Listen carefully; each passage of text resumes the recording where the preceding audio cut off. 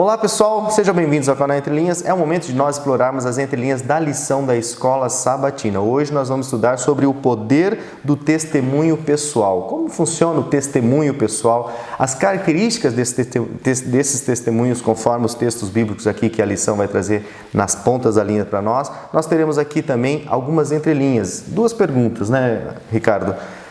Existe proselitismo ou testemunho, conversão no judaísmo? E se existirá testemunho no céu? Uma especulaçãozinha, alguns textos básicos das entrelinhas. Lembrando que nós teremos aqui também os quadros Alinhando a Doutrina e também perguntas para discussão com o Marcos André.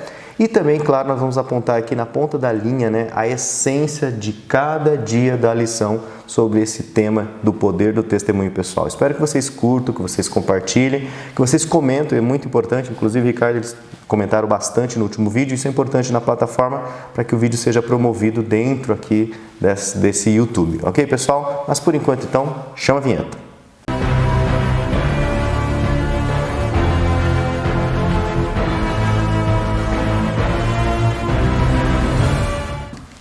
Bom, pessoal, antes de nós então entrarmos aqui na nossa agenda, nós temos aqui os comentários para o YouTube. É o momento de nós agradecermos e também aqui destacarmos e mandarmos alguns abraços, Vamos lá. Tânia Amália Merotti, mais um trimestre começando junto. É isso aí, Tânia. Esse é o segundo vídeo, estava aí no primeiro vídeo. O João Ribeiro, falando que acompanha já o canal há muito tempo, e ele disse que ele passou a fazer também alinhando as doutrinas dele, na ponta da linha dele, as entrelinhas da lição do sábado à tarde até o domingo. Os protocolos da entrelinhas ele está aplicando na lição da Escola Sabatina lá na igreja dele. Legal, João Ribeiro.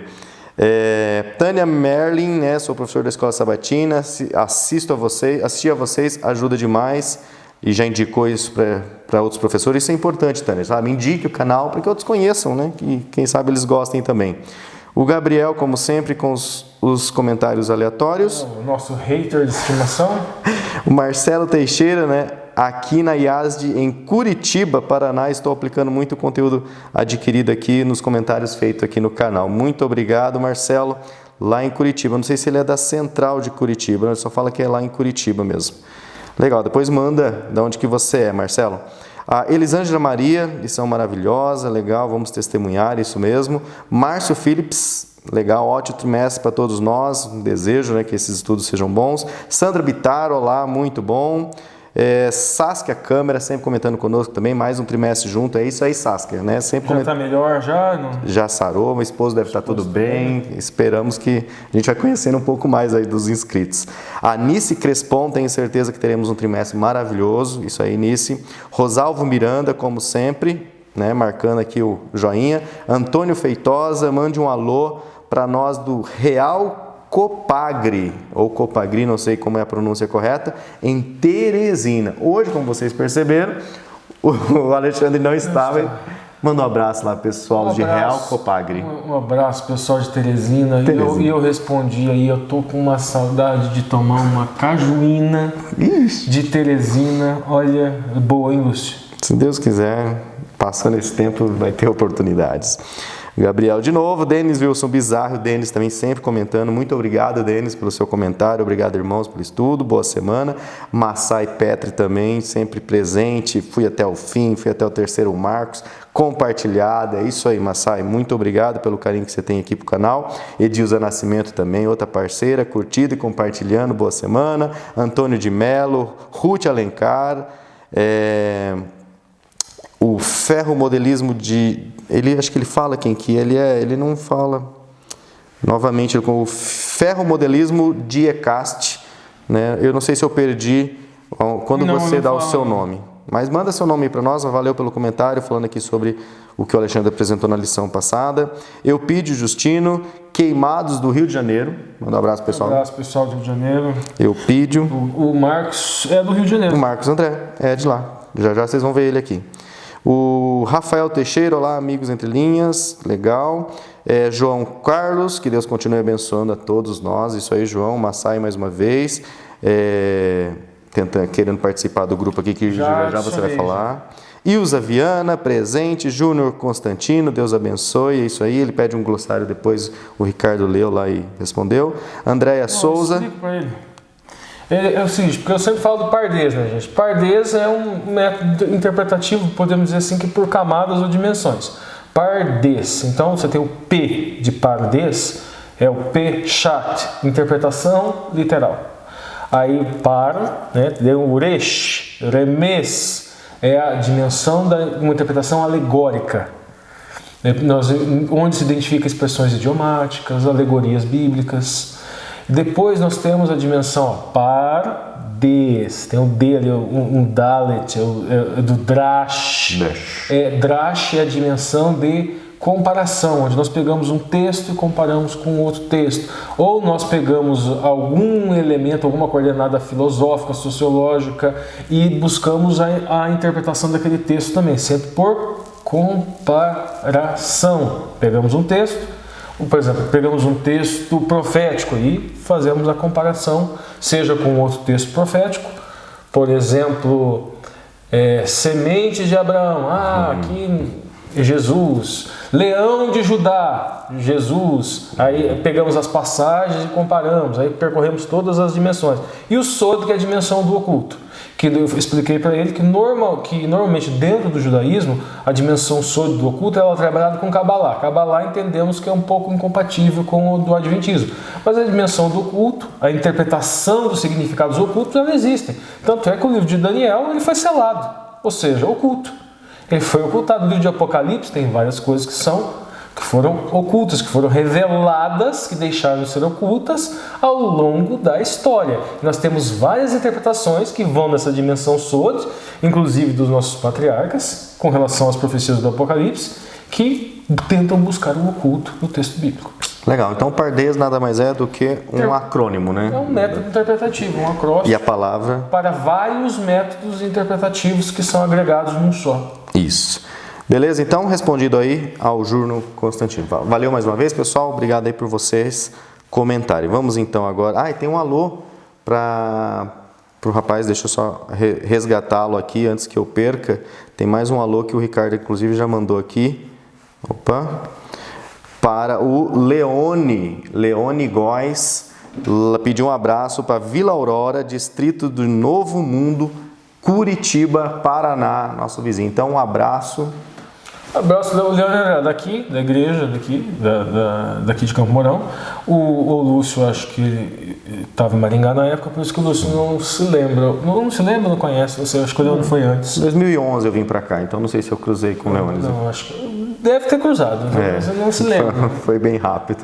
Mas um abraço, né? O Leone é amigo da gente daqui, aqui de Campo Mourão, no Paraná. Distrito do Novo Mundo, Vila Aurora. Legal, pessoal. Bom, vamos então ao que interessa, seguindo aqui a nossa agenda. Antes da agenda, né? Você queria falar sobre as imagens por causa que nós temos um grupo. Isso, é o seguinte. Sobre discussões políticas e religiosas. Isso, 2 motivos que eu fiz o grupo. O primeiro motivo porque estava querendo discutir política no Famílias Entre Linhas 1 e 2. Daí a gente não estava muito satisfeito com isso, então fizemos um grupo só para isso. Segundo motivo, estou fazendo um trabalho de conclusão de disciplina, provavelmente vai ser ampliado para a conclusão de curso. E onde eu analiso sociedade e linguagem, eu vou analisar o discurso político e religioso. Aí eu faço provocações aqui no YouTube, porque eu quero analisar justamente a cadeia discursiva nas redes sociais. Então eu pego coisas que eu encontro nas redes sociais, trato para um gênero do discurso, no caso o YouTube, onde vocês podem comentar aqui embaixo sobre isso daqui, e podem entrar no grupo e podem comentar também. Já vou advertindo, vocês não vão encontrar coisas polidas. Isso. Né? Não, quem for do grupo do WhatsApp sabe, é discurso arrogante, é soberbo, é discussão... É livre. Às vezes é livre. É livre. Isso, eu apresento... Sem moderação. Eu apresento às vezes umas provocações de direita e de esquerda, mas o pessoal gosta de defender Bolsonaro, o pessoal gosta de defender o que eles acreditam, né? Mas vamos lá.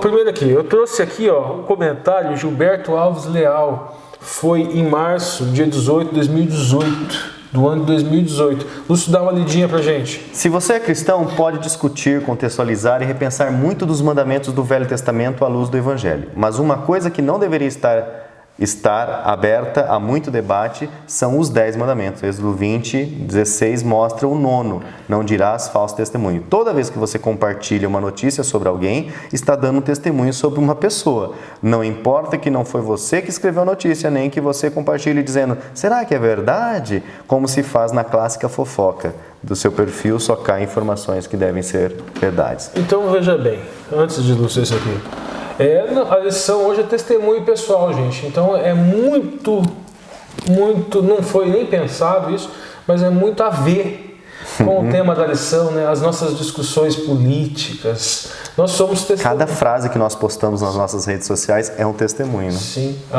Cada argumentação soberba, cada argumentação arrogante, quando nós espalhamos fake news só porque nós acreditamos em um lado, o mundo é polarizado agora até na verdade, sabe? As pessoas acreditam mais facilmente na verdade daquilo que é do seu lado. Se você é de direita, pode aparecer o que for, lá você não vai conferir se aquilo é verdade ou não. Se for de direita, você entende que é verdade, se você é de direita. E aquilo que for de esquerda, não. Isso daqui é fake news, isso aqui é mentira. Quando for uma fake news ofendendo alguém de esquerda, você nem confere fonte para ver se é verdade, para ver se é mentira. Você já espalha também. Então, e gente, isso daqui é uma mitzvah. E o mesmo, né, por ambos os lados, né? Isso daqui é uma mitzvah. Será que fake news, gente, não pode você compartilhar fake news irresponsavelmente? Você não está transgredindo os Shemot? A mitzvah contida no Shemot, no 9º mandamento? Não dirás falso testemunho? Dá uma lidinha agora aqui, Lúcio. Aqui, outro post. O cristão em si é um crítico investigativo, pois sabe que o 9º mandamento do Decálogo o incentiva na busca pela verdade dos fatos. Lembremos sempre dessa tão grande responsabilidade nesse mundo de mentiras. Antes de criticar, verifique se é verdade para não praticar injustiça contra o seu próximo. E olhe também para você, pois Jesus em seu ministério condenou a hipocrisia, como está explícito em Mateus 7, de 1 a 15. Isso, a grande verdade é que muitas pessoas gostam de ofender, de caluniar. A fake news é um neologismo da língua inglesa para aquilo que nós conhecemos na Bíblia há milênios, mentira. E mentira, nós encontramos uma mitzvah especificamente sobre o falso testemunho. Então, muito se discutiu no grupo se é crime, se não é crime. Não há um tipo penal específico para fake news. Mas se numa fake news você calunia, é crime de calúnia. Se numa fake news você difama, é crime de difamação. Se numa fake news você ameaça, injuria, é crime de injúria. Se há uma denunciação falsa na fake news, é crime de denunciação falsa.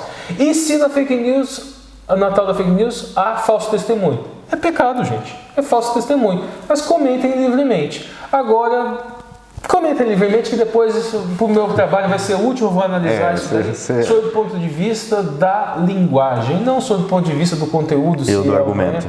Exatamente. Legal. Para participar do grupo, então, sobre discussão de religião e política, está aqui o link no vídeo. Todos os vídeos dessa temporada já vão estar em todos, né? Sim. Vamos lá, então, para a nossa agenda. Alinhando as doutrinas, na ponta da linha, perguntas para discussão e entre linhas. Então, agora nós vamos ter o quadro Alinhando as doutrinas, que é com esse rapazinho aqui, nosso companheiro, coloquei uma foto dele aqui, o nosso amigo Marcos André. Então, Marcos, agora é com você. Olá, amigos do canal Entre Linhas, mais uma semana estamos nós aqui estudando juntos a Palavra de Deus. Mais uma semana vamos estudar as entrelinhas da lição da Escola Sabatina e, portanto, da Bíblia Sagrada também. E nessa semana eu fico muito feliz com o comentário que eu li do João Ribeiro. Ele diz que agora ele estuda a lição da Escola Sabatina procurando alinhar as doutrinas, procurando as entrelinhas, enfim, ele usa os métodos que nós usamos aqui para estudar a sua lição em casa. E esse acho que é o objetivo do canal, porque nós precisamos despertar nas pessoas um pensamento crítico. Tudo que nós lemos, nós precisamos alinhar com as nossas doutrinas para saber se aquilo está nos levando para o caminho correto ou se está nos levando para o caminho contrário. E precisamos olhar nas entrelinhas também para saber o que está sendo falado ali. Nós precisamos avaliar tudo, como diz o apóstolo Paulo em 1 Tessalonicenses, capítulo 5. Precisamos olhar tudo retendo o que é bom. Então, não só a lição da Escola Sabatina, mas qualquer livro que a gente lê, nós precisamos ler e analisar, comparar com as nossas doutrinas, comparar com as doutrinas bíblicas, comparar e saber nas entrelinhas o que aquilo está querendo passar para a gente, porque às vezes nós estamos lendo algo que está nos desviando dos caminhos do Senhor. Então esse pensamento crítico é a que nós precisamos ter para que a gente não se comporte como rebanho, para a gente não ser levado, né? Não ser dependente de liderança, não ser dependente. É a Bíblia falando diretamente conosco, é a Bíblia diretamente, é Deus através do seu Santo Espírito usando a Bíblia como meio para falar conosco. Esse é o objetivo do canal e eu fico muito feliz quando leio que isso está acontecendo com a audiência do canal, e eu vejo então que realmente o canal tem sido relevante na vida de algumas pessoas. Eu gostaria de dar início ao estudo de hoje com uma oração para que o Senhor nos ilumine, para que o Senhor nos dê sabedoria, né? Para que a gente possa conhecer um pouco mais sobre os seus planos para nós. Vamos orar? Santo e bondoso Deus, muito obrigado porque mais uma vez damos início ao estudo da lição, ao estudo da Tua Palavra, e te pedimos, Senhor, que o Senhor nos ilumine com o Teu Santo Espírito.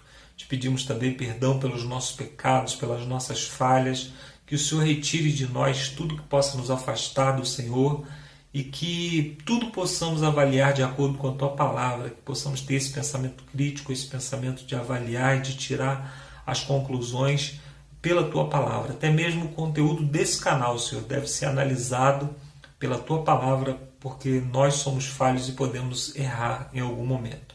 Te pedimos, Senhor, que o Senhor nos abençoe com a Tua presença durante todos os momentos, em nome de Jesus. Amém. Muito bem, amigos, esse é o quadro Alinhando as Doutrinas, aquele quadro que nós alinhamos a lição da Escola Sabatina com uma das nossas doutrinas. Nessa semana, a lição ela está falando sobre testemunhar, sobre as testemunhas que Deus usa, né? Muitas testemunhas, as diversas testemunhas, cada uma no contexto diferente, testemunhas improváveis, e todo esse testemunho, ele só é possível, primeiro, porque existe um chamado, Deus fez esse chamado, né? Jesus ele deixou esse chamado lá em Mateus no capítulo 28, também em Marcos no capítulo 16, né? Então Deus deixa esse chamado para que a gente saia pregando o Evangelho, e junto com esse chamado ele deixa também uma promessa que nós encontramos em Atos no capítulo 1, verso 8. Ele diz assim: mas recebereis poder ao descer sobre vós o Espírito Santo, e ser-me-eis testemunhas, tanto em Jerusalém como em toda a Judéia, em Samaria e até os confins da terra. Essa promessa ela foi dada pelo próprio Jesus, né? Jesus ao ser levado ao céu, ele pede que os discípulos fiquem em Jerusalém e aguardem essa promessa que foi dada por Deus, a promessa do Espírito Santo. O Espírito Santo ele vem para nos trazer dons e ministérios. Essa é a doutrina número 17, que é a doutrina dos dons e ministérios espirituais, né? Para que a gente possa compreender um pouco essa doutrina, a gente precisa compreender primeiro o propósito dos dons. O propósito nós já encontramos, um dos propósitos, né, dos dons, nós já encontramos nesse mesmo verso que nós acabamos de ler, Atos 1, verso 8. Ele diz assim: sereis minhas testemunhas, tanto em Jerusalém quanto na Judéia, Samaria, até os confins da terra. Então, o propósito dos dons, o primeiro propósito dos dons é que a gente saia para testemunhar. Deus ele nos encheu a igreja de dons para que a gente saia para testemunhar, para que a gente saia para falar do amor de Cristo para outras pessoas, levando outras pessoas a fazerem o mesmo, né? O segundo propósito dos dons que Deus nos dá é criar harmonia na igreja. Lá em Efésios, no capítulo 4, quando o apóstolo Paulo fala a respeito dos dons, ele fala assim, ele fala que nós somos chamados, né, com toda humildade, mansidão, longanimidade, suportando-vos aos outros em amor. Esse suportando não é suportar do ponto de vista, eu suporto alguém. Não, suportar é dar suporte, é erguer. Alguém que está meio caído, você vai lá põe um suporte para a pessoa se erguer, né?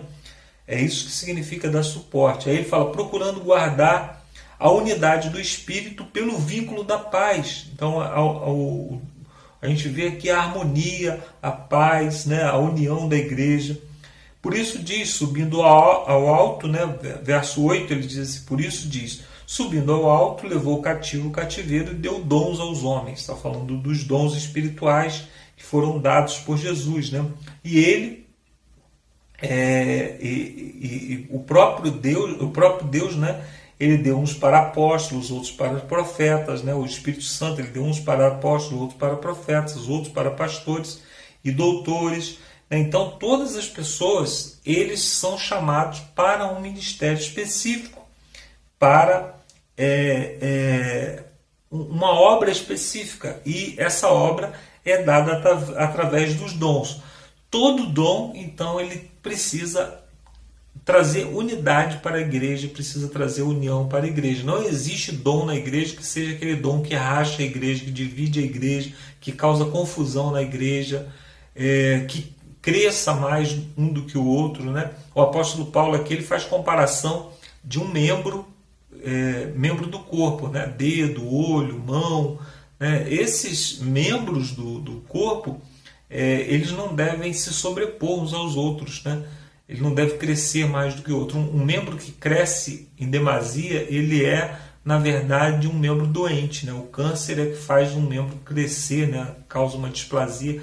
O membro cresce mais do que os outros e acaba se tornando um membro doente. Então, a harmonia entre a igreja ela é muito importante, né? Todo dom ele precisa ser trazido primeiramente para dar harmonia na igreja, para edificação, para que a igreja se torne um lugar melhor, para que a igreja se torne um lugar mais agradável. Não existe dom, por exemplo, de revelar pecado dos outros, né? A gente gosta de ficar apontando o pecado dos outros. Isso é o dom de Satanás, né? Esse dom quem tem é Satanás, né? Que é o acusador dos irmãos. Nós precisamos tomar muito cuidado com essa coisa de alguém que se levanta como sendo o faxineiro espiritual da igreja, querendo limpar a igreja. A gente precisa tomar muito cuidado, porque esse não é um dom dado por Deus, ou pelo menos não é um dom listado aqui por Deus, né? O terceiro propósito da igreja, dos dons dados por Deus, né, é a edificação, que nós já falamos aqui, né, o aperfeiçoamento e edificação do corpo de Cristo. Nós já falamos aqui no capítulo 4 de Efésios, verso 12, fala, né, querendo o aperfeiçoamento dos santos para a obra e para a edificação do corpo de Cristo. Edificar é construir, né, fazer crescer. Em 1 Coríntios, no capítulo 12, ele diz assim: ora, há diversidade de dons, mas o Espírito é o mesmo. Há diversidade de ministérios, mas o Senhor é o mesmo. Está falando o mesmo que falou lá em Efésios, né? Um só Senhor, uma só obra, um só Espírito. Aí no 6 ele diz: há diversidade de operação, mas é o mesmo Deus que opera tudo em todos. Mas a manifestação do Espírito é dada a cada um para um fim útil. Então tem que ter um propósito, o fim, né? Aqueles dons que são só alegóricos, esses dons não existem, né? Verso 11 ele diz assim: mas um só e o mesmo Espírito opera todas as coisas, repartindo particularmente a cada um como quer, ou como lhe apraz em algumas versões, né? Então Deus ele distribui os dons na igreja conforme a necessidade, né? Então, se tem necessidade de música na igreja, ele envia alguém que seja dotado dos dons musicais. Ele envia pessoas que gostam da limpeza, gostam da organização, e nós chegamos na igreja, a igreja está toda organizada, limpinha. Ele dá à igreja aquela pessoa que é simpática, que tem o dom da amizade, né? Que é o que nós estamos estudando nesse trimestre, aquela pessoa que faz amigos para Cristo. Então ele chama os amigos e os amigos vão com ele. Isso é um dom muito importante, é algo muito importante para o ministério, né? E ele continua dizendo assim: porque assim como o corpo é um e tem muitos membros, todos os membros sendo muitos são um só corpo, assim também é o corpo de Cristo. Assim, pois, há muitos membros, mas um só corpo. Então, ele está dizendo que precisa haver uma união, né? O olho não pode dizer à mão: não tenho necessidade de ti, nem a cabeça aos pés: não tenho necessidade de vós. Antes, o mesmo corpo, antes os membros do corpo que parecem ser mais fracos, são necessários. Então ele está dizendo que não existe membro mais fraco, todos são necessários. Por exemplo, o que eu uso para ver é o meu olho, é uma coisa muito importante. Mas se eu quiser ver alguma coisa que está lá na outra sala, eu preciso abrir a porta e usar a mão, eu preciso das minhas pernas para me conduzir até lá, né? Eu preciso do meu senso de direção. Então cada membro ele coopera um com o outro para que a coisa aconteça no final. E assim é o corpo de Cristo. A doutrina fala de dons e ministérios. Quando que eu sei que o meu dom se transformou num ministério? Quando o meu talento, a minha aptidão, a minha habilidade natural, ela é usada para a obra de Cristo, para ganhar almas para Cristo. E isso eu uso no meu trabalho, uso no dia a dia. É assim que eu sei que a minha aptidão pessoal ela se transformou num ministério. Esse ministério ele deve ser aprovado pela igreja. É a igreja que faz o chamado, é a igreja que reconhece, porque tem muita gente que pensa que tem dons e talentos que não tem. Tem gente que quer pregar, mas não tem dom de pregar. Tem gente que quer cantar, mas não tem dom de cantar. Acha que tem o dom, mas na verdade não tem. A igreja sabe que não tem, a igreja não reconhece esse dom. E nós precisamos ter a humildade de saber que a igreja ela reconhece qual é o dom e o talento de cada um e vai encaixando. Isso é um dom também, a igreja precisa desse dom, pessoas que saibam colocar cada pessoa no seu lugar. Então nós precisamos utilizar os dons que nós temos para testemunhar de Jesus. E isso não se restringe à igreja, como o primeiro texto que nós lemos, de Atos 1, verso 8, tanto em Jerusalém, que seria a nossa igreja, quanto na Judéia, que seria a vizinhança da nossa igreja, né? E quanto em Samaria, que é um pouco mais longe, e até os confins da terra. Então nós precisamos usar métodos para testemunhar o mais longe que nós pudermos, mas principalmente testemunhar na nossa própria casa, na nossa própria igreja, com a união, Jesus Cristo disse, né, que nós seríamos boas testemunhas quando nós falássemos do seu amor para outras pessoas, quando nós tivéssemos união. Está lá em João no capítulo 17.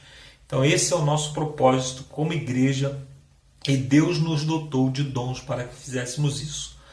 Agora termina essa primeira participação e agora nós vamos para as entrelinhas e em seguida eu volto com as perguntas para discussão.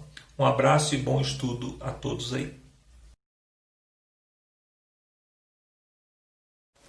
Valeu, Marcos. Lembrando que esse é o primeiro Marcos, né? Temos ainda o segundo Marcos e o terceiro Marcos, né? Uma analogia ao terceiro Elias. Vamos lá. Avançando então, pessoal, na ponta da linha. Ricardo, né? É o poder do testemunho pessoal, o tema principal dessa semana. E no sábado, o que nós temos assim de essência? Na ponta da linha. Eu tenho até um pequeno resuminho, esses slides vão estar no nosso... No sábado, gente, a primeira ideia do autor no sábado, ele faz um paralelo entre o testemunho pessoal e ele elucida. O testemunho pessoal é o que Cristo fez em mim. Eu testemunho, eu digo o quanto Cristo mudou a minha vida. Isso. E ele faz a questão do testemunho alheio. O testemunho alheio é o que Cristo fez pelos outros, o que Cristo fez por alguém. Os dois testemunhos, obviamente, que são válidos, mas o autor da lição, ele pretende enaltecer a força do argumento do testemunho pessoal. E não do alheio. Segundo, ele fala também da questão da experiência pessoal como sendo um argumento forte aos céticos. E ele diz o seguinte, que a pessoa dizer, eu não tinha esperança antes, hoje eu tenho. Antes eu me sentia sempre culpado, hoje eu tenho paz. E o Evangelho, a Boa Nova, justamente é para trazer paz, para trazer essa liberdade. E eu não tinha propósito para a vida, hoje eu tenho. Qual é o propósito? Testemunhar sobre aquilo que Cristo fez em mim. E o terceiro e o último, ele vai falar sobre conversões drásticas, ou dramáticas, né? Ou dramáticas, como foi, por exemplo, do apóstolo Paulo no caminho para Damasco, e conversões crescentes. Uma observação, gente, o apóstolo Paulo passou pelas duas e pode acontecer com todos nós. O apóstolo Paulo, no caminho para Damasco, aquele foi o começo de sua conversão, ou seja, aquilo que o autor da lição chama de conversão drástica. Mas, por óbvio, que ele passou durante toda a sua vida aquilo que nós chamamos de santificação por uma conversão crescente, contínua, constante e gradual. Que esses processos acho que acontecem com todos nós, né? Exatamente. No domingo aqui nós temos então testemunhas improváveis. Vai falar sobre os endemoniados, que alguns livros na Bíblia trazem como gadarenos, outros como gerazenos. Na ponta da linha, Ricardo. Bom, vai falar sobre Marcos, no capítulo 5, versículo 15 a 20. Não só Marcos, porque essa história do endemoniado de Gesareno ou gadareno, ele sai Mateus, Marcos e Lucas. No livro de Mateus, temos 2 homens demoniados. No livro de Marcos e de Lucas, um homem endemoniado. Há quem entendam que é a mesma história, sob um enfoque diferente. Há quem entendam que são histórias distintas, mesmo que a tradição coloque como histórias idênticas. Tudo vai depender da linha interpretativa. Bom, mas o que mais importa é encontrado nos 3 evangelhos. O endemoniado, ele na verdade não estava um espírito, era um espírito chamado legião. E a interpretação tradicional é que, ou seja, eram muitos demônios. E esses demônios identificaram o Filho de Deus e pediram para que o Filho de Deus não nos incomodasse, não nos tirasse dali daquela região. O que nós temos contigo? Por que viesse para nos atormentar? E o Filho de Deus mandou aqueles demônios para os porcos e eles saíram correndo e se atiraram no rio. Esse endemoniado, ele andava por cemitérios, ele era muito conhecido na região, durante a noite gritando, se cortando, se mutilando, se machucando e criando todo tipo de pânico e alvoroço. Daí a questão do autor da lição aqui no domingo é o seguinte, que ele é um testemunho improvável, um endemoniado. Só que daí o autor da lição primeiro vai desenvolver a questão de Decápolis. Decápolis, ele fala que vem do grego deca, 10, e polis, no caso, cidades. Então seriam 10 cidades, seria uma região ali da Galileia, unidas por um único idioma, e que todos conheciam aquele endemoniado. Então seria ideal, obviamente, que algo que incomodava tanto, que era muito conhecido, fosse utilizado como um sinal do poder do Eterno, um sinal de que o Messias estava ali, da autoridade do Messias sobre estas potestades demoníacas. E veja bem, um outro detalhe que o autor da lição destaca é o seguinte, que nessa história do endemoniado, nós encontramos a essência do Evangelho. Legal, essa acho que é uma parte principal. A essência do Evangelho é restaurar.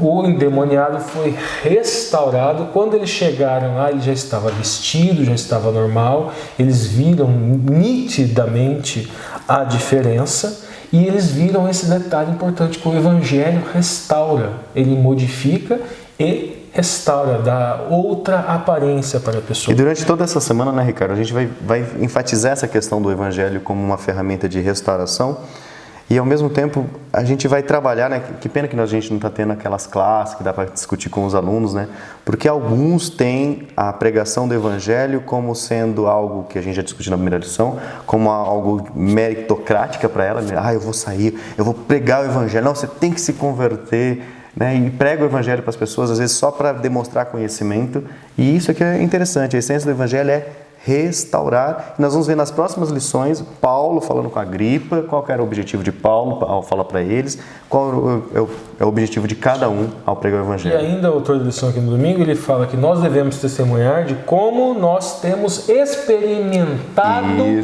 as suas promessas de do Cristo. Messias, a promessa desse Evangelho, ou seja, a restauração. Vamos seguir agora. Legal, na ponta da linha agora, na segunda-feira nós temos aqui proclamando a Cristo ressurreto, na ponta da linha.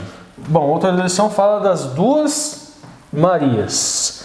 Primeira coisa que o autor destaca aqui é o serviço desinteressado. Nós temos ali José de Arimateia, Jesus morreu, José de Arimateia sepultou Jesus. E nós temos Mateus, Marcos, Lucas e João falando de visitas de mulheres a esta sepultura. No livro lá de Mateus, nós temos falando de uma Maria, Maria Madalena, e ele fala em outra Maria.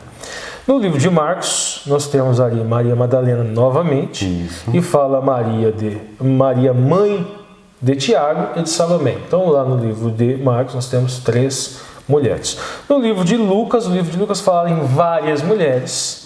Em 3 mulheres são nomeadas Maria Madalena, Joana e Maria, mãe de Tiago. Exato. E no livro de João fala de Maria Madalena. Então o que nos leva à seguinte conclusão, que José de Arimateia sepulta Jesus.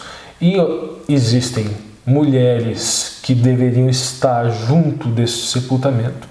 E existiam mulheres que depois do sepultamento foram visitar o túmulo de Jesus. Ele fala que é aquelas mulheres que seguiam a Jesus, né? Isso, mas 3 mulheres são nomeadas e uma delas está em todos os relatos, provavelmente porque tinha um papel mais considerável ali junto com os discípulos e principalmente com aqueles discípulos que escreveram os evangelhos.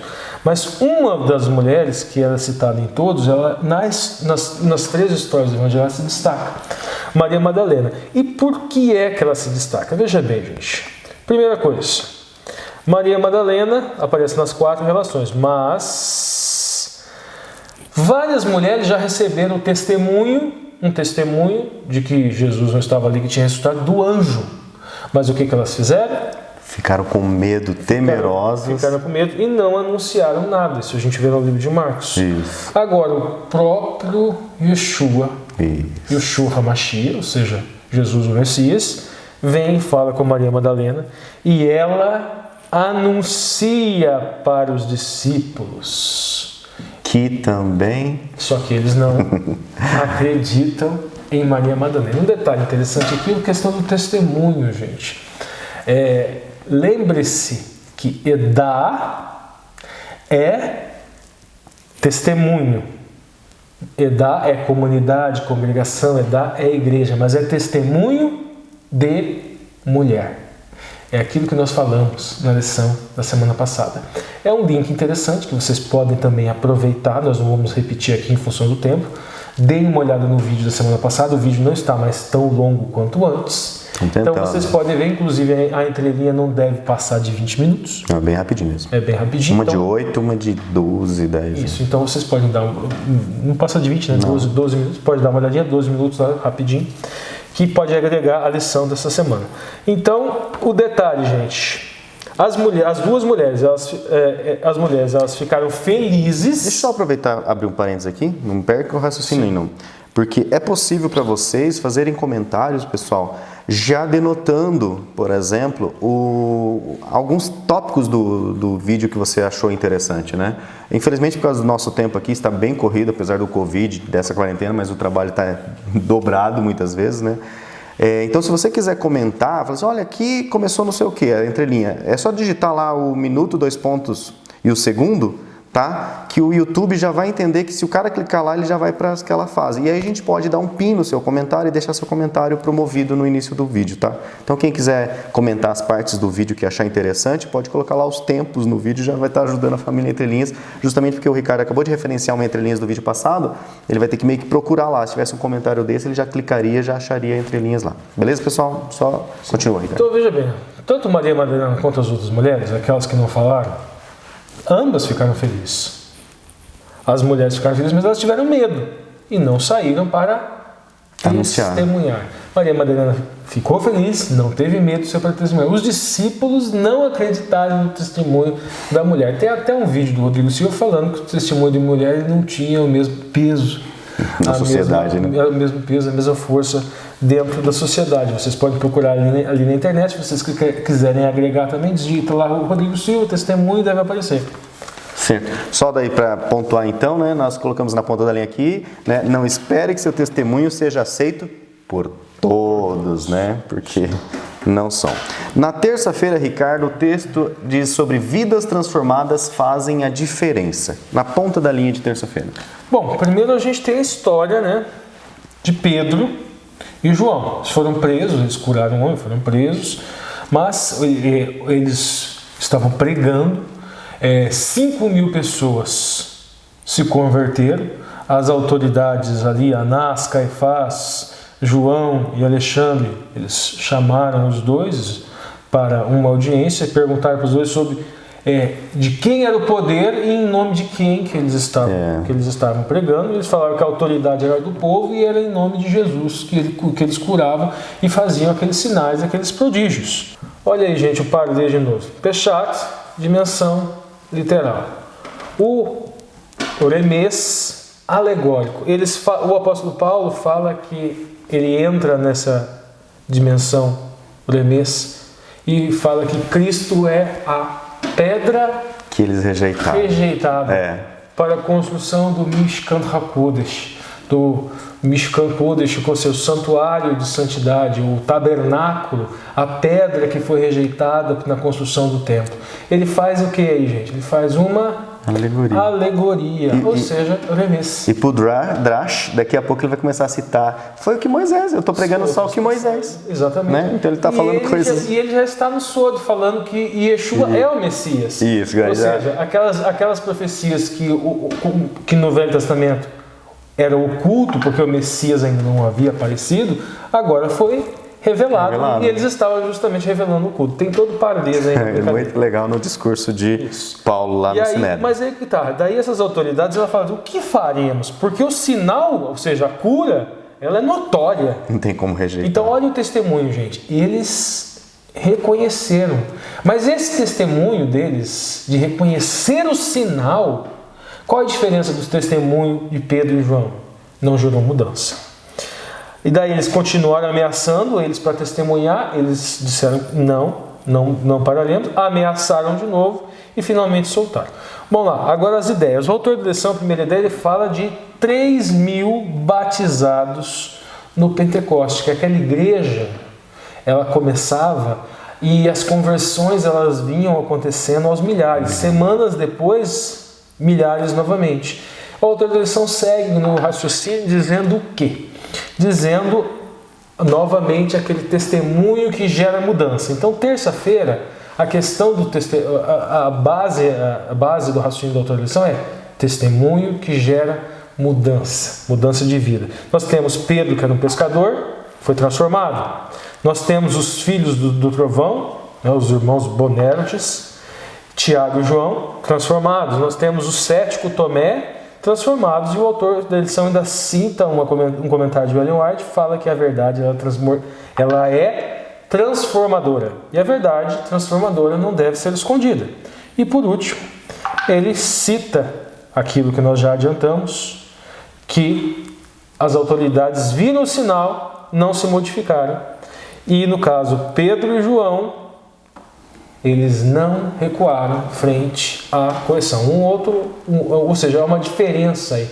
Um testemunho que modifica o caráter, um testemunho que mantém a pessoa resiliente, ou seja, ela continua testemunhando sobre sua mudança de caráter, ela continua testemunhando sobre Jesus em mim e não sobre mim, sobre eu. O discurso ele não é egocêntrico, ele é cristocêntrico. O testemunho é cristocêntrico. Como Jesus me transformou. Legal. Na quarta-feira nós temos aqui como tema compartilhando nossa experiência. E aí, na ponta da linha. Ponta da linha. É Atos 26, gente. Agora, Paulo perante o rei Agripa, Paulo apresentando sua defesa contra o rei Agripa. Isso. E o que o apóstolo Paulo fala nessa defesa? Fala de 3 coisas. Primeira coisa, da sua mudança, que antes ele era perseguidor daquela seita chamada Caminho, que depois veio a ser chamada de cristãos.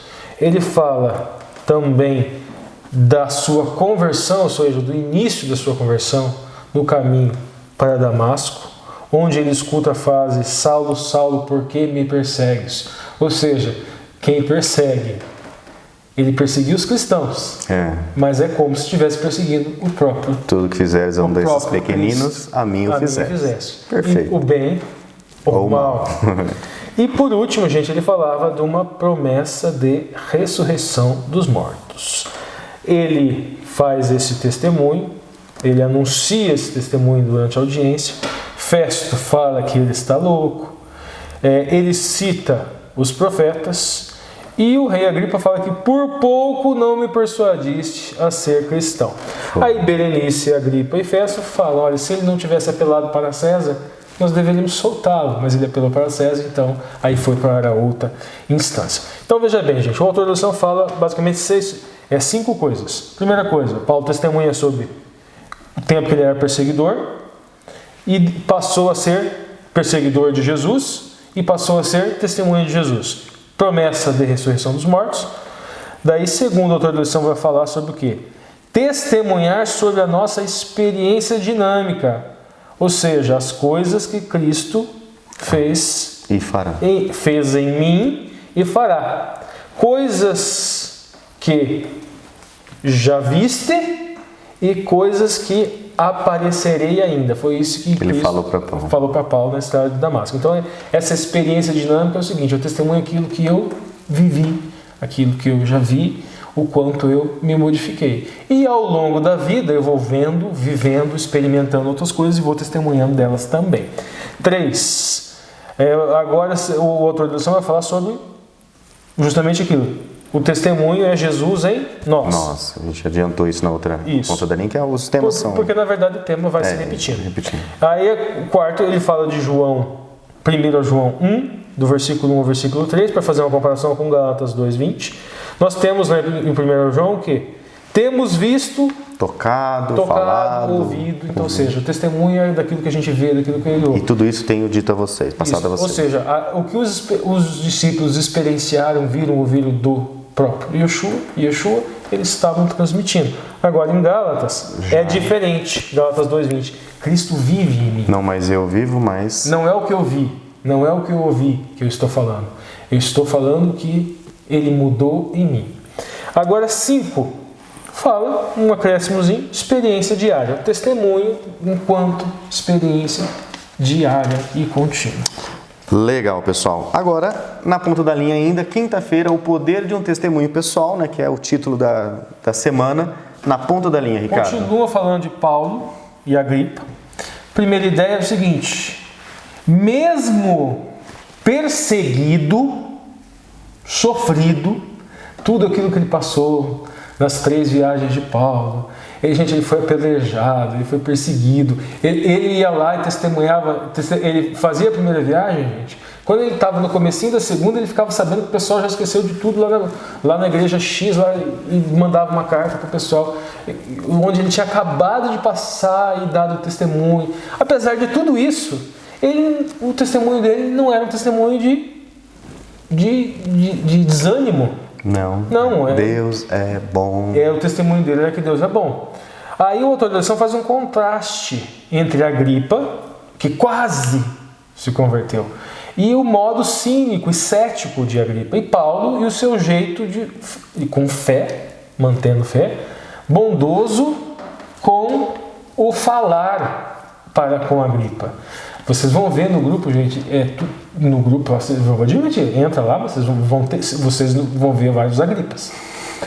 O discurso é: qualquer pessoa que tenha o mínimo de conhecimento, de capacidade intelectual. É desse jeito. Cristão não pode pensar assim, cristão não pode pensar assado, e assim por diante. Não entendo como é que pode ter um cristão de esquerda, não entendo como é que pode ter um cristão de... É mais ou menos nesse sentido, ou seja, não é um discurso bondoso, que é justamente o exemplo de Paulo. E o pior é que não adianta a gente falar, gente.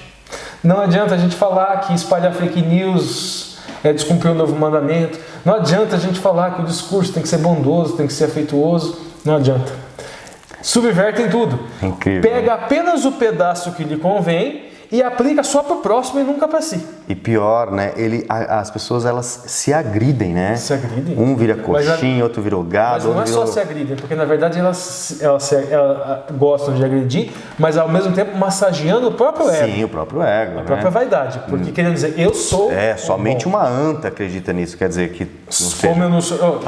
eu sou o culto, quem pensa diferente de mim é anta. É muito triste isso. Mas continuando, aqui nós temos o exemplo de Paulo completamente diferente, né, gente? Mas não sejamos Agripas, sejamos como Paulo era, né? Agora, terceiro, bondoso no falar e a bondade no falar. O autor da lição faz o seguinte paralelo, 2 paralelos. Primeiro, em cima, a bondade no falar enternece, ou seja, vem deixar o coração terno, vem de ternura. Ela leva a ternura ao coração da pessoa, a bondade. Aí alguém fala assim: mas o apóstolo Paulo, quando ele queria, ele era felino. Só que você tem a autoridade do apóstolo Paulo para falar: levanta, vai lá, pro menino que dormiu lá e caiu. Não, sem dizer que ele foi dado como morto.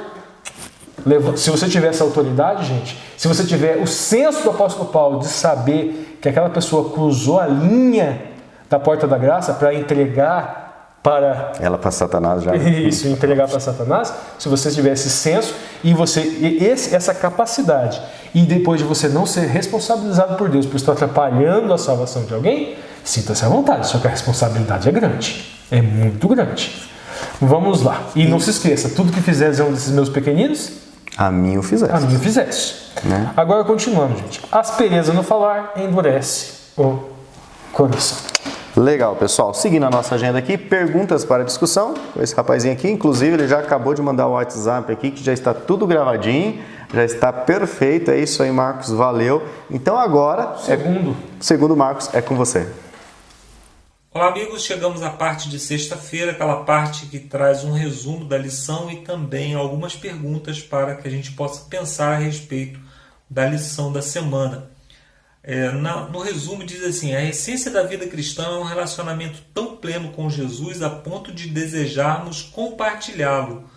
Por mais importante que seja a doutrina correta, ela não substitui uma vida transformada pela graça, né? Isso é muito interessante porque contra a doutrina as pessoas podem lutar, mas contra uma vida transformada as pessoas não têm como fazer nada, porque é a vida, é o testemunho diário. Né? Nós não podemos pregar doutrinas o tempo todo, mas a nossa vida testemunha o tempo todo, onde quer que nós estejamos, na minha casa, no meu trabalho, na igreja, a minha vida está testemunhando. Né? Não dá para fingir o tempo todo. Então nós precisamos tomar muito cuidado com o nosso testemunho público. Né? Não dá para ser aquele cristão de 3-4 horas por semana na igreja, né? Então há quem pense que dar seu testemunho seja tentar convencer os outros das verdades que descobriram na palavra de Deus. Embora seja importante, no momento oportuno, compartilhar as verdades bíblicas, nosso testemunho pessoal tem muito mais a ver com a libertação da culpa, a paz, a misericórdia, o perdão, a força e a esperança. Muitas pessoas ficam desesperadas em momentos de crise, né? E o cristão que sabe para onde nós estamos caminhando, ele precisa dar um testemunho diferente, né? Nós estamos passando aí por uma pandemia, nós precisamos de um testemunho diferente nesse momento. Nós precisamos de uma visão de mundo diferente, uma visão de mundo pautada nas Escrituras, né? Na primeira pergunta diz assim: por que nosso testemunho é tão poderoso para influenciar outros? Como o testemunho de outras pessoas impactou na sua experiência? O testemunho ele é tão importante que Deus usou o testemunho como para escrever a Bíblia inteira, né? Porque a Bíblia é uma narrativa de histórias de pessoas que têm os seus erros, têm as suas fraquezas, como todos nós, mas que mesmo assim foram usadas por Deus e fizeram a sua vontade. Então, quando nós vemos que Davi tinha suas fraquezas, que Moisés tinha suas fraquezas, né, que Abraão teve suas fraquezas, ainda assim eles foram usados por Deus, nós pensamos que nós também podemos ser usados, né? E por isso que é tão importante o testemunho pessoal. A gente não deve tentar parecer mais do que a gente tentar parecer muito santo, né? Porque aquele santo ermitão que fica lá no alto da montanha, as pessoas até admiram, mas elas não se esforçam para melhorar e ser um pouco mais parecido com ele. Mas se elas veem uma mudança que atinge um patamar que elas podem atingir também, elas podem querer buscar essa mudança. A paz interior, como falou aqui, né? A paz interior, a bondade, a mansidão, isso é palpável e a pessoa pode atingir também, né? Pergunta número 2, por que uma experiência diária com o Senhor é tão importante não apenas para o nosso testemunho, mas também para a nossa fé pessoal? Eu penso aqui que quando nós lemos, né, uma experiência diária, as pessoas sempre fazem aquela relação com o estudo da lição, com o estudo da Bíblia, né, com as orações que nós fazemos, mas eu acho que isso é muito mais amplo, né? A nossa experiência pessoal com Deus, ela é o nosso dia a dia mesmo, é quando nós botamos um prato de comida na nossa mesa, nós pensamos assim, poxa, no meio dessa pandemia toda, tanta gente passando necessidade, tanta gente, enfim, perdendo seus empregos, e eu estou aqui me alimentando, eu tenho o que comer. Então, isso é caminhar diariamente com Deus, né? É o nosso emprego, ou se eu estou desempregado, as providências de Deus. Então, a experiência diária que mostra Deus agindo, isso fortalece a nossa fé. E nós precisamos nos lembrar disso para que a gente possa testemunhar para outras pessoas. A gente sempre se lembrar que o que eu como, o que eu visto, o que eu tenho, é tudo Deus que me deu, é Deus que providenciou, né? Pergunta número 3 diz assim: um testemunho poderoso pode ser uma testemunha eficaz. Ao mesmo tempo, por que uma vida piedosa é tão importante no testemunho?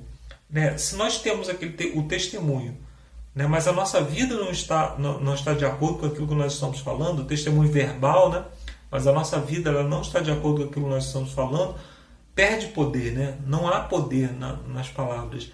Ele diz assim: se isso que você está pregando é tão importante, por que você não vive isso? Né? Então nós não devemos deixar que a nossa vida ela seja muito diferente daquilo que nós pregamos, né?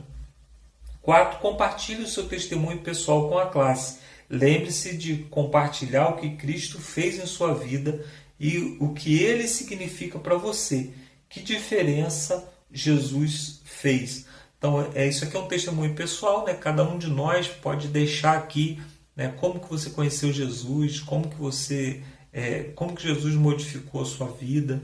Né? Eu, quando eu encontrei com Jesus, eu dei uma guinada completa na minha vida e hoje eu sou muito feliz, mas se alguém me dissesse que as minhas transformações elas foram progressivas e lentas, né? Se alguém me dissesse quando eu conheci Jesus que eu precisaria viver como eu vivo hoje para caminhar com Cristo, talvez eu tivesse desistido lá no início. Mas Deus aos poucos fez grandes transformações na minha vida, né? No meu caráter, na minha maneira de tratar as pessoas, na minha maneira de conduzir os meus negócios. Então eu fico muito feliz por ter conhecido Jesus e creio que cada um tem um testemunho pessoal e eu gostaria, né, de conhecer sobre o testemunho pessoal de cada um de vocês também. E sabe, você possa deixar aqui nos comentários a respeito do seu testemunho, já que nós somos uma grande classe de lição de escola sabatina.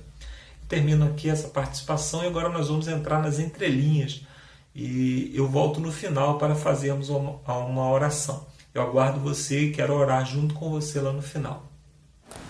Valeu, Marcos, muito obrigado mesmo por estar conosco aí mais um trimestre, já estamos na segunda lição, ter mandado aí o vídeo já agora, que já dá tempo da gente editar e lançar o mais rápido possível. Pessoal, vamos lá então, agora sim nós vamos então passar para as entrelinhas, que é o que dá o nome a esse canal, e fique à vontade para você marcar quantos segundos está aparecendo isso no seu YouTube e comentar aí para os outros clicarem.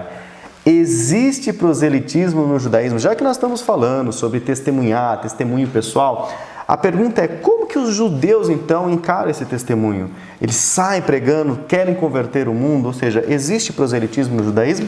E temos já aqui resumido algumas coisas. Pois é, podemos dizer que sim e que não.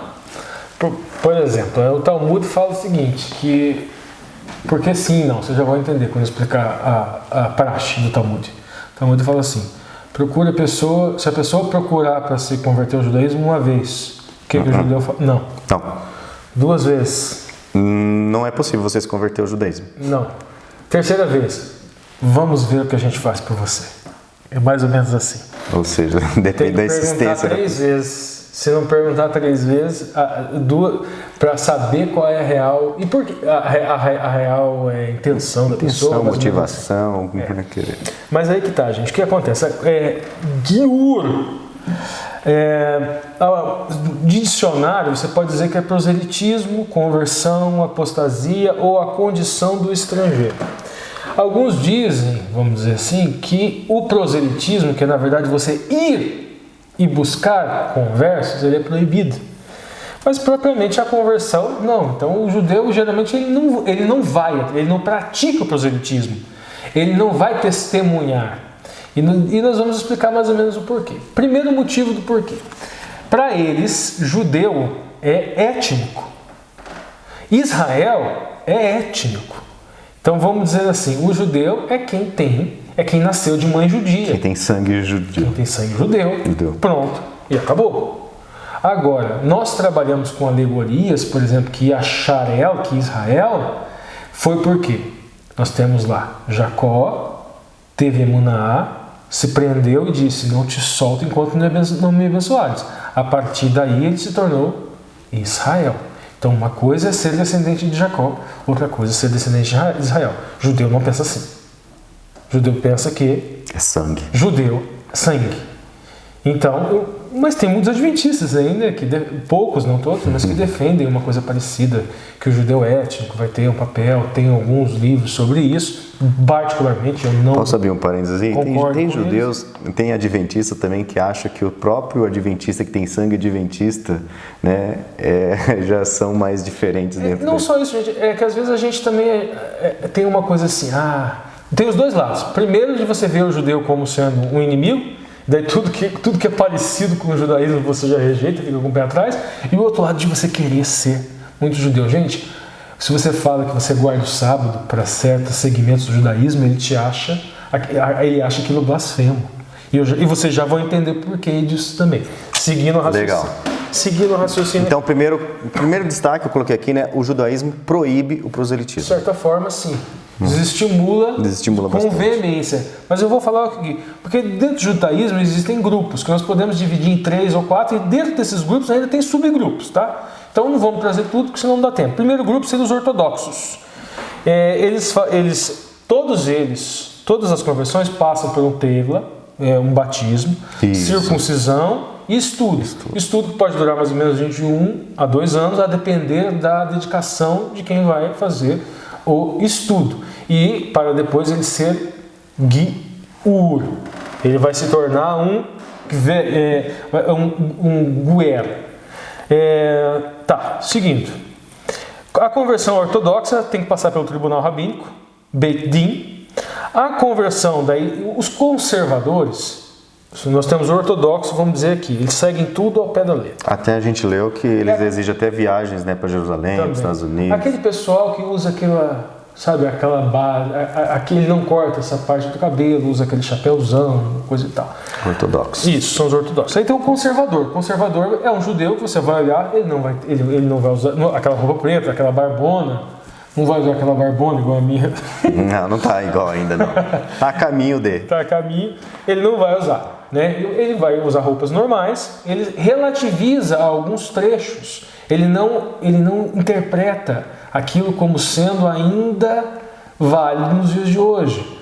Certas tradições, vamos dizer assim, que são encontradas na Bíblia. Eles são, vamos dizer assim, um pouquinho mais moderados que os ortodoxos. Eles também adotam a imersão ritual, circuncisão e o estudo e tudo mais. Aí vem os reformistas, que é um pouquinho menos ainda, vamos dizer assim, abaixo. Os reformistas, a conversão reformista, ela não é aceita pelo ortodoxo. Inclusive tem esse detalhe. Aí vem a conversão samaritana. Eles não se consideram judeus, mas eles se consideram sim a verdadeira nação hebraica. Então seria a conversão, e eles resistem com veemência ao proselitismo. Tanto de não judeus quanto de judeus, porque eles são a verdadeira nação hebraica. Agora, para a gente entender um pouquinho aquilo que eu falei antes lá, que se você pensa que você é adventista, você guarda o sábado, você chega para um ortodoxo, eu guardo o sábado. Não só ortodoxo, até todas as outras. Eles não vão achar interessante isso, porque para eles existe uma coisa chamada Benei Noá. É a lei de Noé. O Talmud, Sanhedrin 58b, vai trazer lá a lei de Noé. Vamos lá, primeira mitzvah. Crer em Deus, ou seja, não idolatria. Essa seria uma mitzvah para todos. Segunda mitzvah, honrar a Deus, não blasfemar contra Deus. Terceira mitzvah, preservar a vida, não matar. Daí nós temos lá a quarta, a família, não adulterar, o incesto, se abster daquelas relações proibidas que estão lá no Vaikra, relações sexuais proibidas. Aí, quinto, bens, os bens privados, não roubar, por exemplo, respeito aos bens. Segundo, responsabilidade com as criaturas, para com os animais, não comer carne de animal vivo, não infligir sofrimento aos animais na hora de matar. Sétima, estabelecer um tribunal honesto. É aquilo que a gente falou do testemunho, né, gente? Espalhar fake news sem você conferir, espalhar informações sem você conferir a fonte, só porque Eu ouvi dizer. Não só ouvi dizer, né, mas é do outro lado. É do outro polo. Eu não vou nem conferir, deve ser verdade. Estou dentro da minha bolha, pouco importa se é verdade ou não, se veio dentro da minha bolha, eu vou espalhar. Tá, é a sétima aqui, tudo bem, também é uma mitzvah. Mas qual que é o interessante disso aqui? Maimônides diz que quem não é judeu cumpre Benei Noá, seja a lei de Noé, e está no céu. Primeira coisa, incompatível. É justificação pelas obras. Essa é a primeira coisa, que é incompatível. Não vamos explicar a justificação pela fé aqui de novo, todos vocês sabem, mas nós temos vários vídeos aqui, temos um trimestre inteiro de Romanos, foi muito interessante, pega lá, lê, temos um trimestre inteiro de Gálatas para vocês pesquisarem também sobre justificação pela fé. Não vamos entrar em detalhes aqui. Mas, tá. Então, qual é a diferença? Nós entendemos que quem tem emuná no Mashiach e achar ela. E achar a retidão. Ela é Deus. Você só adquire retidão com Deus não é cumprindo as 7 leis, mitzvah de Noé. Não é cumprindo o Aseret Hadebrot, ou seja, os 10 ditos do Eterno. Você adquire o céu quando você tem emuná no Mashiach. Emuná é fé atuante. É a fé que te leva à mudança. É a fé que te leva a testemunhar. Você, obviamente que essa fé, ela não vai te mudar completamente da noite para o dia. É uma mudança de uma vida inteira. Até o momento da glorificação. Onde nós seremos plenamente e achar retos com Deus. Você já está introduzindo a próxima entrelinha, então, já. Bom, isso mesmo. Então, temos uma próxima entrelinha. Que a questão é a seguinte, gente. Testemunho, nós temos Sahadut, que é testemunho ou evidência. Nós temos Ed, também testemunho ou evidência.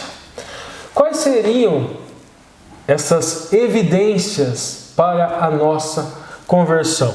E nós temos aqui 3 passagens que o Lúcio leu que podem nos dar essa resposta. Dá uma lidinha aqui, Lúcio. Apocalipse 7, 9, né? Não vou ler o verso inteiro, mas resumindo, ele é uma grande multidão diante do Cordeiro, que é quando a Apocalipse fala que estava reunida uma grande multidão, incontável multidão. E nós temos ali agora pardê, gente. Vamos lá. Dimensão, nós vamos utilizar primeiro a dimensão remez alegórica e a drash por comparação. Grande multidão, Apocalipse, grande multidão que não se podia contar. Isso demonstra o amor de Deus por nós. Nós temos alguns números, por exemplo, o número 12, nós temos o número 12 e o número 1000, quando vamos calcular o número de tribos lá no Apocalipse, 12 vezes 12 vezes 1000. Nessa dimensão remez do Apocalipse, nós entendemos que esses 144 mil seriam mesmo multidão que não se podia contar, só que em linguagem alegórica.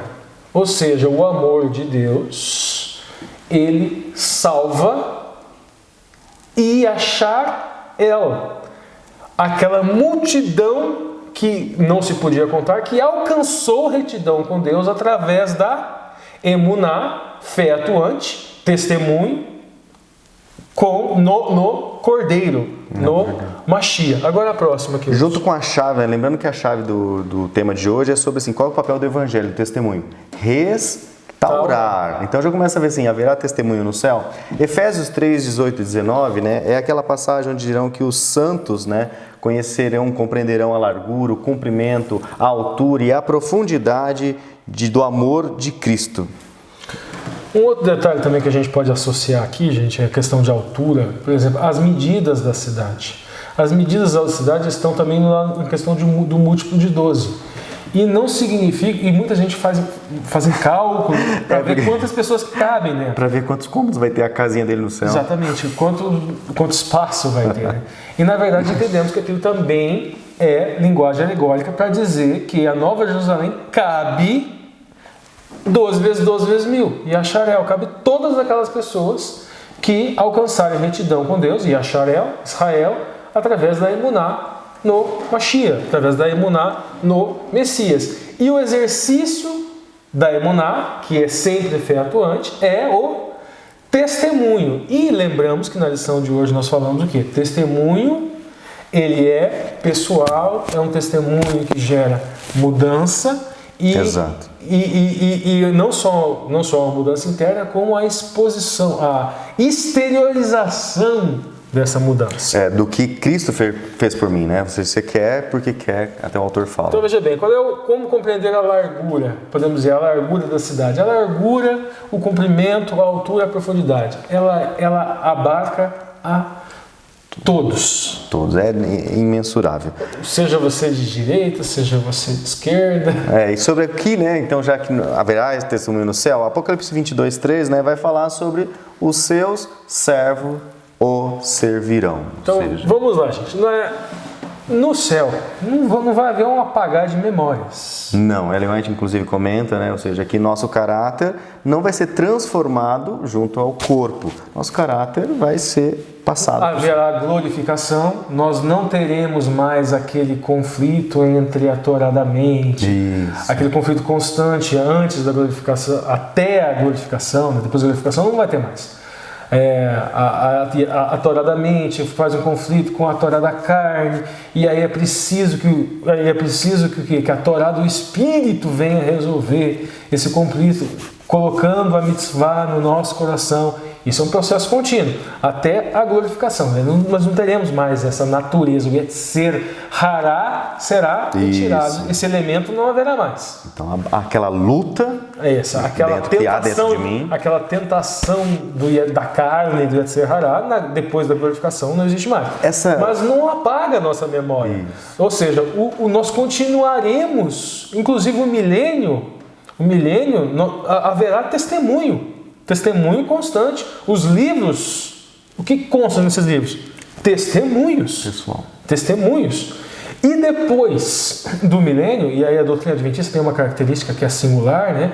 A doutrina adventista entende que aquela relação daquelas marcas que vão permanecer nas mãos, na face do Mashiach por toda a eternidade, como sendo um testemunho perpétuo.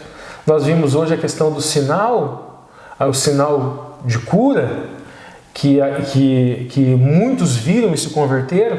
Então aquele sinal do Mashiach constante por toda a eternidade será um testemunho para a eternidade que possibilitará, entre outros elementos, com que o pecado nunca mais se manifeste. Poderá existir em potencialidade, mas uma potencialidade que nunca mais irá se manifestar de fato. Legal, né, pessoal? Então, a resposta haverá testemunho no céu? Não, né? Porque o testemunho pessoal... De certa forma, continua. Né? Porque nós continuaremos mudando. Nós mudaremos na glória. Isso, o crescimento mas o crescimento espiritual continua por toda a eternidade. O conhecimento da natureza do eterno, a eternidade não é suficiente para nós entendermos da sua natureza. E neste conhecimento que nós vamos buscando ao longo da eternidade, nós vamos evoluindo. Nós vamos tendo experiência pessoal, nós continuamos testemunhando sobre a nossa experiência pessoal com o Eterno durante a eternidade, com certeza. E nós temos ainda o testemunho vivo, testemunho desenhado na própria pele, na própria carne, que é um diferencial da doutrina adventista. Acho que vale repetir aquelas frases das lições anteriores, né? Ou seja, a eternidade não nos fará deuses. Ou seja, nós ainda não... A glorificação não nos tornará imutáveis sob o ponto de vista de nós não termos que continuar evoluindo em santidade, evoluindo, não necessariamente que nós, na glória, não tem mais Yetzer Hará, só tem Yetzer Hatov. Mas no Olam Rabá, ou seja, no além, ainda nós evoluímos dentro do Yetzer Hatov. Em conhecimento, em conhecimento da natureza do Eterno. Sim, Ellen White comenta que, né, visitaremos seres não caídos, conheceremos outros lugares. E testemunharemos. E testemunharemos sobre como que foi a vida aqui na Terra. Nós seremos, inclusive, um único planeta do universo, além dos anjos que sentiram na pele as consequências, os efeitos do Yetzer Hará, da natureza má do pecado. Legal, pessoal. Então agora, para encerrar esse estudo, essas entrelinhas e tudo mais que apresentamos aqui, mais uma vez agora é o terceiro Marcos que encerra com uma oração. Marcos, é com você. Olá, amigos. Infelizmente chegamos ao final de mais um vídeo, mas chegamos com muito conteúdo, chegamos certamente com muita coisa a pensar e com um objetivo, que é o objetivo de sermos testemunhas fiéis do nosso Senhor. Isso nós só podemos fazer pelo Espírito Santo, pelo poder do Espírito Santo que nos transforma. Por isso eu gostaria de orar com você agora, pedindo a presença do Espírito Santo em nossa vida. Vamos orar? Santo e glorioso Deus, muito obrigado, Senhor, porque o Senhor nos chama para as suas testemunhas. O Senhor nos chama para sermos participantes da obra de salvação desse mundo. Nós te pedimos nesse momento, Senhor, pela tua graça, que o Senhor nos encha do teu Santo Espírito.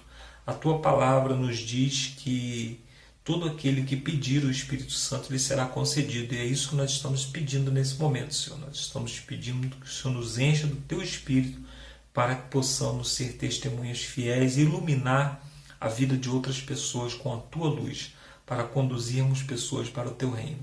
Usa-nos para o teu ministério, é o que nós te pedimos pelo nome do nosso Senhor e Salvador Jesus Cristo. Amém. Obrigado, amigos, e até a semana que vem. Valeu, Marcos. Obrigado pela oração. Amém. Que Deus continue realmente abençoando esse ministério. E nos vemos então na terceira lição dessa série que está só começando, olhando as pessoas pelos olhos de Jesus. Mais coisa para aprender. Falou, pessoal. Tchau, tchau. Fiquem com Deus.